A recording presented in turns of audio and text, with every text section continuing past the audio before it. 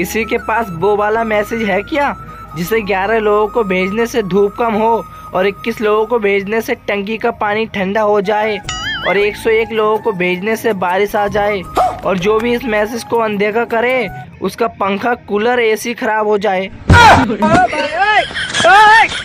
Hotel में खाना खाने के बाद अगर दोस्त मोबाइल में बिजी हो जाए तो समझ जाइए कि बिल आपको भरना है।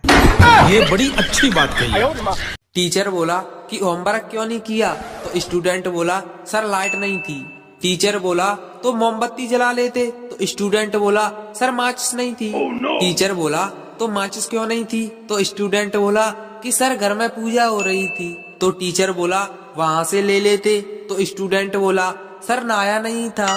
तो टीचर बोला अबे तो नहाया क्यों नहीं था, तो स्टूडेंट बोला सर पानी ही नहीं था। टीचर बोला तो पानी क्यों नहीं था, तो स्टूडेंट बोला सर मोटर ही नहीं चल रही थी। टीचर बोला अबे तो ये बता कि मोटर क्यों नहीं चल रही थी। स्टूडेंट बोला अबे उल्लू के पट्टे, पहले बताया तो था कि लाइट नहीं है।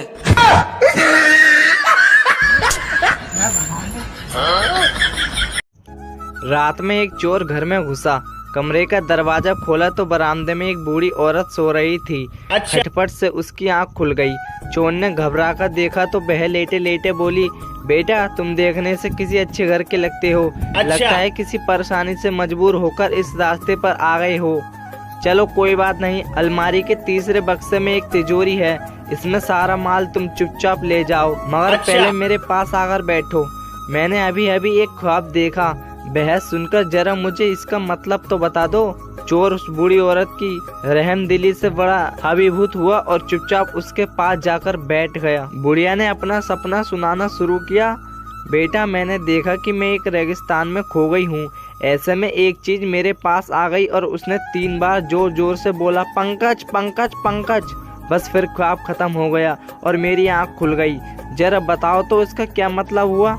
चोर सोच में पड़ गया। इतने में बराबर वाले कमरे से बुढ़िया का नौजवान बेटा पंकज अपना नाम जोर जोर से सुनकर उठ गया और अंदर आकर चोर की जमकर धुलाई कर दी। बुढ़िया बोली, बस करो अब, ये अपने किए की सजा भुगत चुका है। चोर बोला, नहीं नहीं, मुझे और कुछ सालो ताकि मुझे आगे याद रहे कि मैं चोर हूँ, सपनों का सौदागर नहीं। पति, मैं दूसरे मुल्क जा रहा हूँ।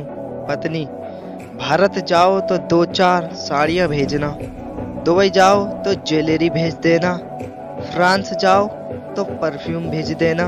पति, नरक में जाऊं तो क्या भेजूं? पत्नी, बस अपनी वीडियो भेजना, हम भी तो देखें बीवी को सताने वाले किस हाल में हैं।